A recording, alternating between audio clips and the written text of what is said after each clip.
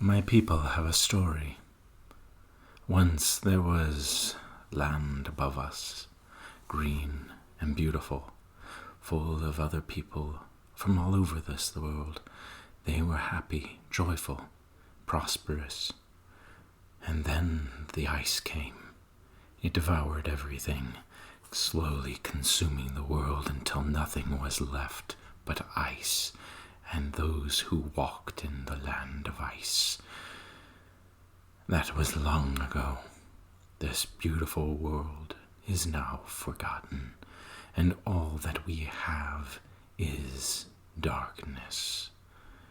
Our people have tried to survive, and over the years we have prepared for this day, the day when we would retake the surface.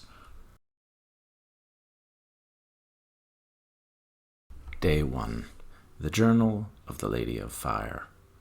Having arrived at our destination, we have begun unpacking and establishing what we will use as the center of our advance.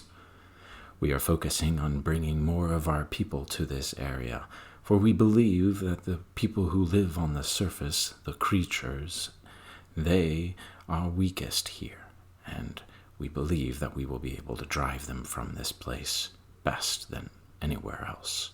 Our scouts have gone around, and we have found that we are in a relatively isolated place, and we believe that it will be a fairly safe place for us to operate from. To the northeast, we believe that there are settlements who will join us and assist us, although we are quickly discovered that they are actually quite reticent to deal with us. They are uncertain that we will accomplish anything, and they have grown complacent in their existence. They prefer to live underneath, hiding from what has happened, and unwilling to face it. But time will change them. We will convince them that it is possible to bring back the old way, and it will be beautiful again. Day 3. We have finally reached a point where I'm comfortable engaging with other people in the area, those who will resist our presence. We will begin fighting with a forge. It is an important structure, and it is held by a group of brigands. We will drive them from it. I have ordered our troops to move in and engage. It looks like it will be an easy battle, but I have no idea what will happen. Only time will tell. I quickly tell my men to organize and prepare for the fight.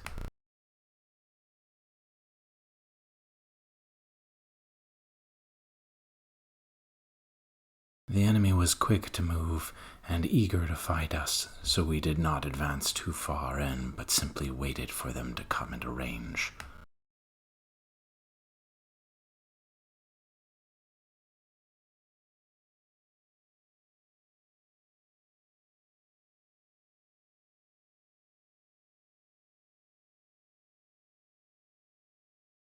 When they were finally in range, I moved forward and found a target to strike with my musket. They were exposed, and I knew I could get a clean shot on at least some of them. With a blast, I shot at them, but I only hurt a few. I knew my men would need to move in quickly and engage, fighting fiercely. It would get ugly, I knew, but we would be victorious. The battle seemed to be going in our favor until the thunderous roar shook the ground. They had Dwarven shotguns. Our people were among their number. What kind of vile traitors would be fighting us in our endeavor to create a better world, I did not know, but it only emboldened my heart to know that we were on the right side, and I set about to ensure that none of these here survived this day. Treacherous scum deserved nothing. We quickly mopped up the remaining force with little difficulty, despite the betrayal. We took casualties, but not too many. It was relatively easy to do.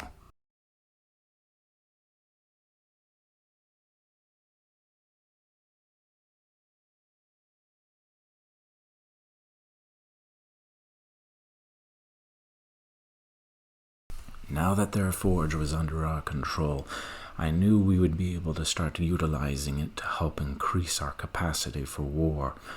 It was going to be necessary to find more such places and secure them for our people. We were still few in number, but I already knew that the 2 nearby towns would quickly join our endeavor, and from there we would be able to influence even more.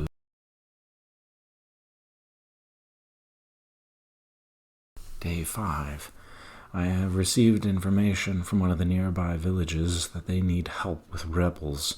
A group of dwarves again has chosen to rise up against us, and they are going to cause trouble in their land, so I will ride forth and face them in battle. I must provide aid to my allies. This is a dark day, but it is a necessary one. I prepare quickly and ensure that all of our troops are in the right place and at the right position for battle. Once I am ready, we will face our own people again.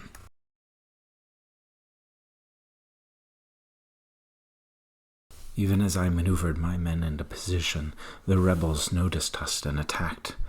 I was surprised by this, as they were ill-prepared for a real battle.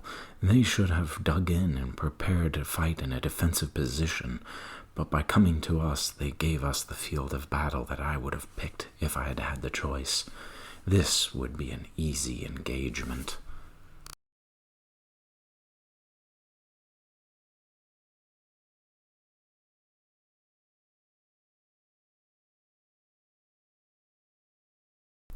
My hard work had paid off. Already we were able to develop stronger and better crossbows that would deal more damage to our enemies. The nearby towns were quickly rallying to my call, and already my forces were growing quite significant. The one to the north was still resistant, but it would come in time. After having quelled the rebellion, I could little expect them to be happy to see my forces, a reminder of something terrible and dark that had happened there. So I began moving to the south and focusing on securing my lands. My own territory was woefully prepared for any real invasion. There was a doorway to the surface to the south, and I knew that if I could not secure it, I would have serious problems very soon. With the call to more people joining us from the homeland, I began to focus on developing steam engines to provide us with better industrial capacity. It wouldn't help much, but at least it would move things forward. After this, I ordered my men to move on a mana shrine in order to access the magical power within. We can use it to help fuel our industrial capacity as well. It was poorly guarded, and I expected the defenders to flee, but instead they attempted to resist. I ordered my men to take care of the defenders quickly and as painlessly as possible.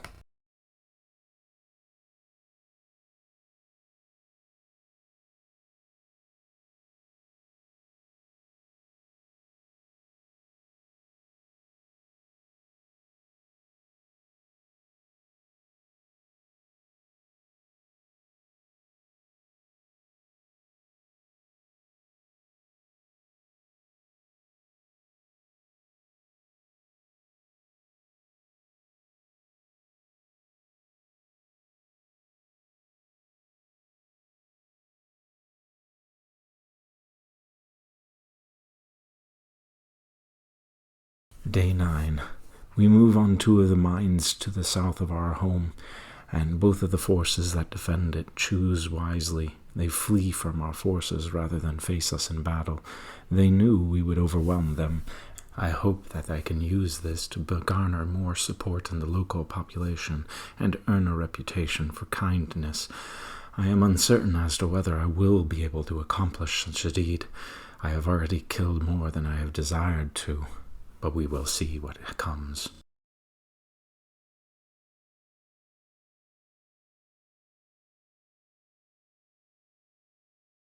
Day 10. I am presented with an offer from a hero, but he does not meet my standard, and I am forced to turn him away. I would have liked to. We have seen the sign of our first enemy, our true enemy, in its full form, moving, hostile and angry. They encroach on our territory, and so my army moves forward and engages them.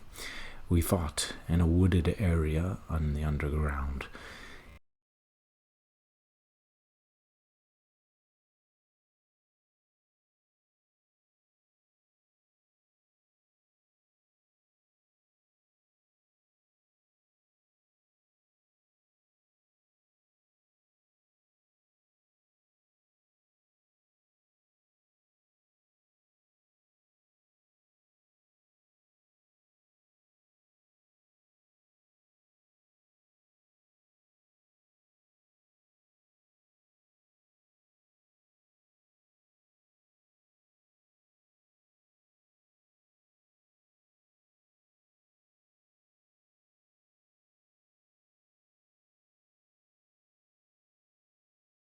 Day 13. Still more heroes are endeavoring to join us, but we have focused our intention on a camp of necromancers working openly in the underground.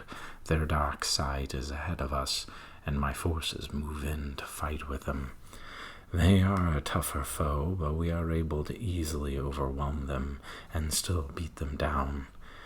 They are not the fullest might of the ones we will be fighting, although these foul creatures are indeed an unholy thing. They are not what we truly seek to wage war against.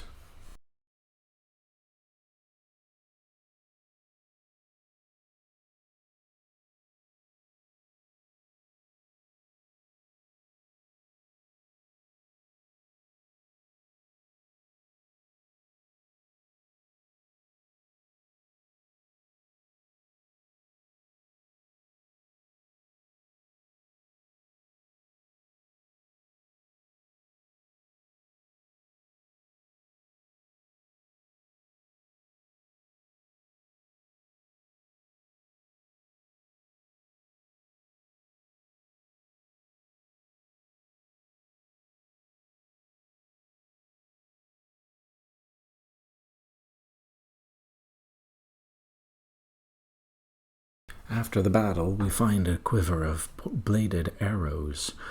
I myself cannot use them, for I already wield a shield, but my ally, Firak, he could make good use of them, and I realize I am remiss in mentioning my good friend.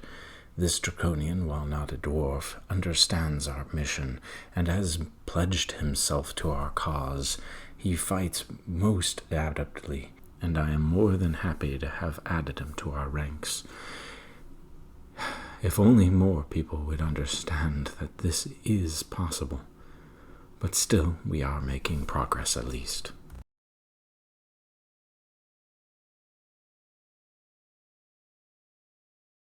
Day 14. While we have encountered some people who are willing to not fight us, we have also encountered some forces who are quite capable of resisting us. I grow tired of the constant struggle, but my ally and friend assures me that it is necessary.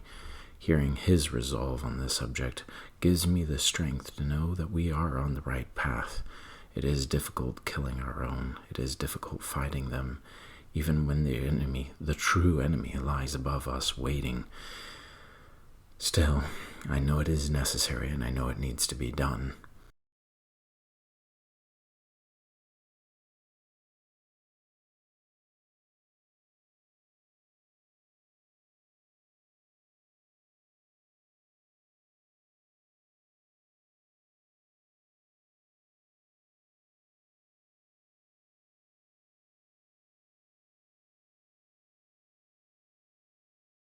It is true that we have grown far stronger than we used to be.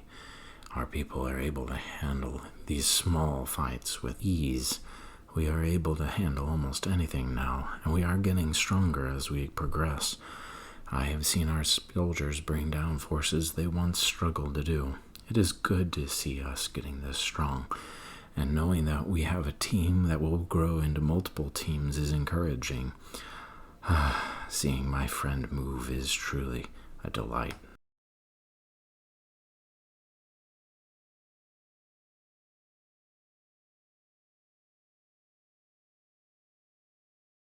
Day 16. I almost don't have the energy to do this. Today is truly a difficult day. It started out normal enough, I suppose. We moved towards a temple ruin that we were thinking we could clear out. I was a little nervous about the enemies we were facing. They had some strong undead in their ranks. If we hadn't gone, things would have ended up differently. Still, we resolved to face this threat and to fight it and clear the ruins out. The fighting went decently well at first. Our forces moved towards a columned archway, and we were able to secure it reasonably well. We took down their most powerful force with relative ease. The Deathbringer is a foul creature, not truly undead. They are not a necromancer, but something akin to a necromancer. Their foul craft is truly despicable.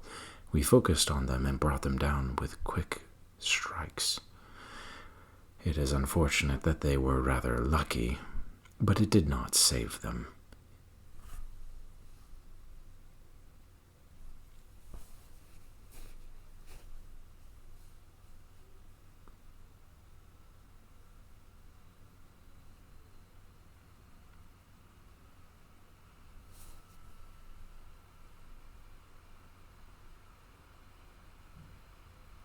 After that, we began to handle the various creatures that came out from behind. The wolves and the ghosts, the specters. They were reasonably easy to handle as well. We quickly brought them down. My friend Farak was quite capable at this.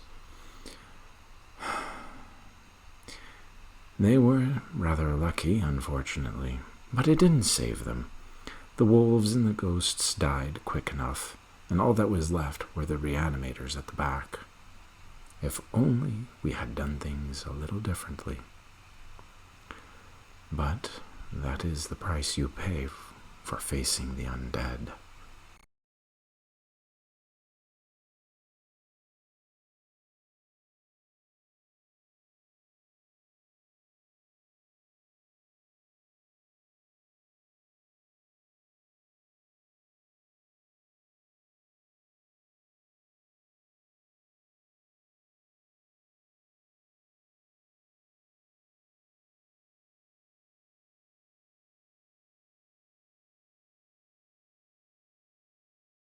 It was when we brought down the last of the wolves, and we were facing that single foe at the other end.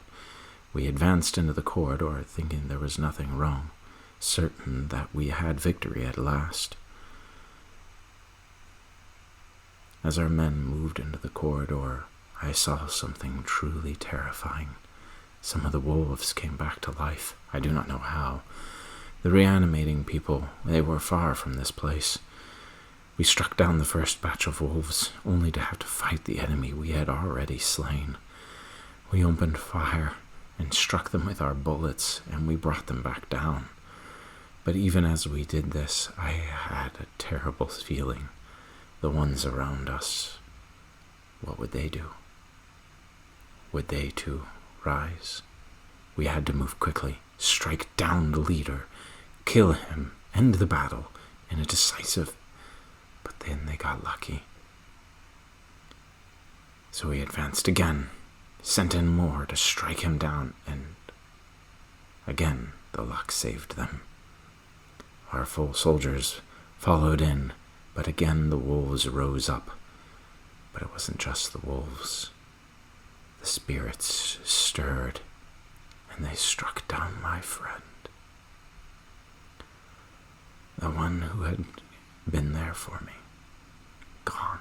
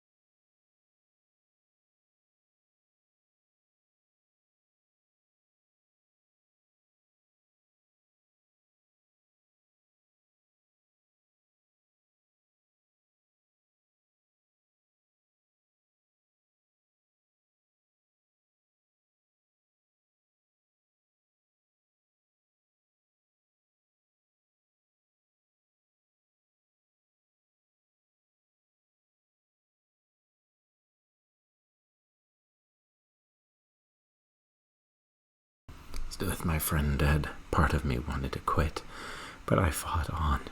I knew he would not want me to just stop. We struck them down again and again. We fought until they were no more. We had won, but the price was truly terrible. I thought that perhaps we could find some precious artifact, something of value, but all we caught was a stupid box of tools. This was the price of my friend's life. Curse them. Day 19. We have conducted more work into advancing ourselves. I have instructed the engineers to begin crafting better armor. We cannot risk things. I know there is a band of rogues to the northwest. We set out along a tight corridor, seeking them out. We travel up it, and eventually we find their camp. Soon we will strike them down, but it is late and we have to rest.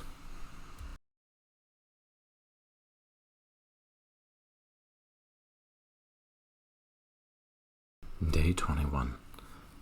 We are prepared to attack the camp. I don't think there is anything dangerous in there, but the loss of my friend still weighs heavily on me. Still, we must attack. We advance into the camp. They have crude walls set up. They appear ready for at least some trouble. They launch arrows at us, and I am nervous. I don't want to see more people die. I hold back, trying to protect those people who obey me. They follow me. They trust me. I don't know what to do. And as we stand there, looking out upon them, I remember my friend's words. And I know he would not want me to stay. He would not want me to hold back. He would want me to attack. He would want me to bring back the light, bring back hope. And so I charge, without anyone by my side. My men followed. I didn't know that they would. I didn't know if they had it in them. But we advanced, and I was amazed to see the men I had charged flee from me. They were afraid of me, of me. I would take them and bring them down. I threw my net upon the first group, and then had my men charge upon them. A second group of men brought their axes down on the wooden wall, crushing it. My archers followed up, launching their arrows at the enemy, and we advanced into them with everything we had. The battle was not that difficult. They did not have that cursed luck. They were not foul undead, and I got a lucky blow on the last one, and the battle was mine. We found a crude shield in their camp. I thought about using it, but I didn't see much value to it. I decided to take the orc prisoners we had freed and set back for home. Day 22. I sent word back to the city, informing them to focus on developing the industrial capacity of the city once more, and then I set out looking for a new thing to face. I look at a forgotten library and see the foul creatures that reside in there, and I fear for our safety. I do not believe we can win. I just hope this doesn't refer to the land above as well.